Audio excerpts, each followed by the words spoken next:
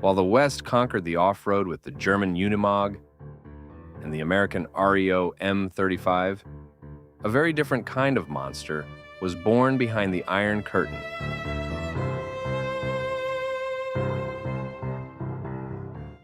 "40 centimeters of ground clearance, fully locking differentials, and an engine that was literally a sawed-off half of a legendary heavy-duty V12. It didn't break any speed records, but where others got stuck, it simply shifted into low gear.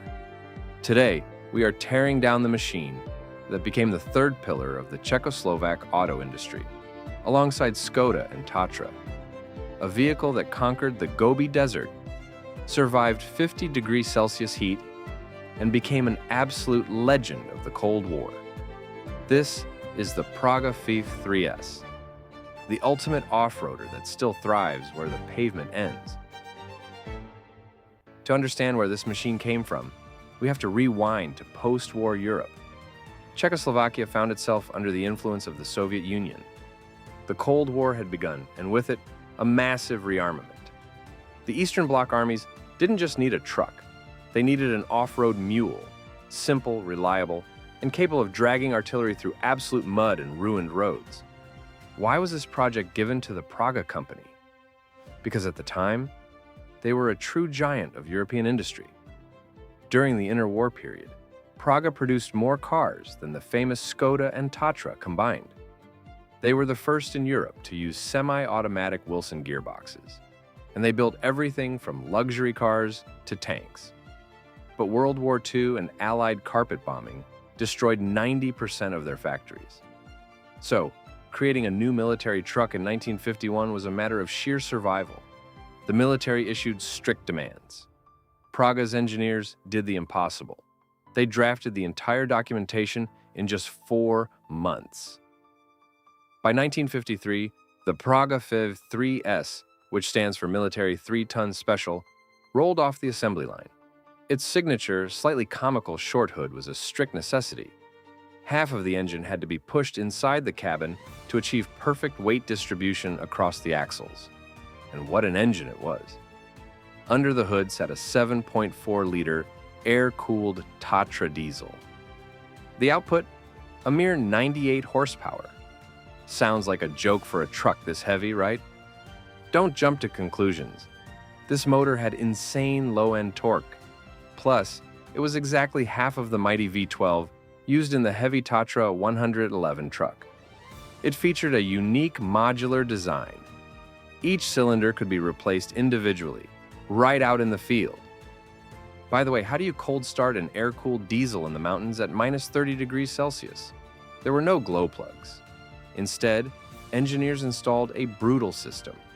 Inside the cabin, the driver used a special hand pump to inject a dose of highly flammable ether straight into the intake manifold. The starter cranked, and the engine violently exploded into life with a cloud of black smoke, pure military survival style. For the electrical engineering nerds, here's another surprise. The truck's main electrical system was 12 volts, but the massive starter required 24 volts.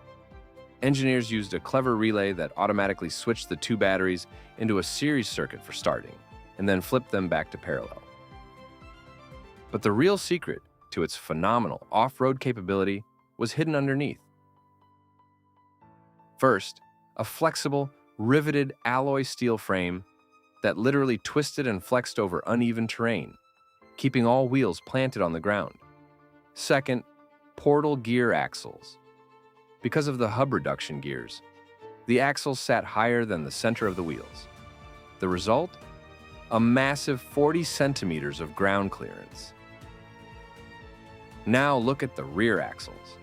Any off-road enthusiast will tell you, dual rear wheels in deep mud are a nightmare. Mud packs between the tires, turning them into smooth rollers.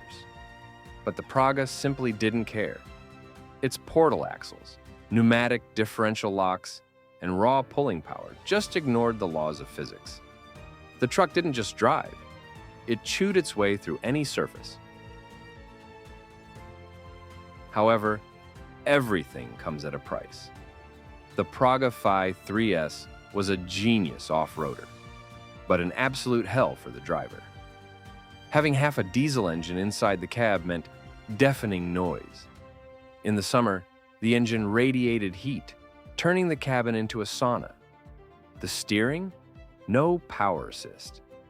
To turn that wheel in deep mud, you needed arms like a bodybuilder. Because of the wild vibrations and stiff suspension, the Czechs gave it an iconic nickname, V3S, which roughly translates to the bone shaker. Furthermore, this truck was so heavily specialized for mud that it was absolutely unbearable on paved roads. Its top speed was a miserable 60 kilometers per hour, and the droning noise was loud enough to rattle your teeth loose. To haul cargo on normal roads, they had to create a separate, purely civilian version without all-wheel drive, called the Praga S5T. But the moment it left the tarmac, the V3S laughed at the competition. While Soviet military giants like the gas-guzzling ZIL 157 or Gaz 66 drank fuel by the bucket and risked stalling from waterlogged spark plugs, the diesel Praga, with its modest appetite, slowly and confidently pushed forward. It didn't even need special preparation to ford rivers. It could comfortably cross 80 centimeters of water straight from the factory. Thanks to its versatility, the Praga became the base for dozens of modifications, from winch-equipped dump trucks to mobile hospitals. But the most famous was the M5359 Lizard, a self-propelled anti-aircraft gun with twin 30mm cannons, which became a symbol of the Warsaw Pact armies. To prove its reliability to the world, the V3S conquered Australia and Africa, and in 1957, it completed an insane 3,600-kilometer run from Beijing to Lhasa, crossing the Gobi Desert and navigating mountain passes at an altitude of 5,300 meters without a single major breakdown. This opened up export markets all over the globe. This bone shaker was produced for an incredible 32 years, from 1953 to 1985. Almost 62,000 units rolled off the line. And you know what? Its indestructible construction means that Pragas are still working today in logging camps and remote villages of Eastern Europe. They continue to churn through the mud where modern plastic, electronics-filled trucks are simply powerless. This wasn't just a truck. It was the ultimate tool for the hardest jobs on Earth. A true legend of the Cold War. Which classic off-roader do you think is the best? The European Unimog, the American REO, or the brutal machines of the Eastern Bloc? Let me know in the comments, and I will like the best ones. Don't forget to subscribe for more stories about legendary machinery from around the world. See you next time.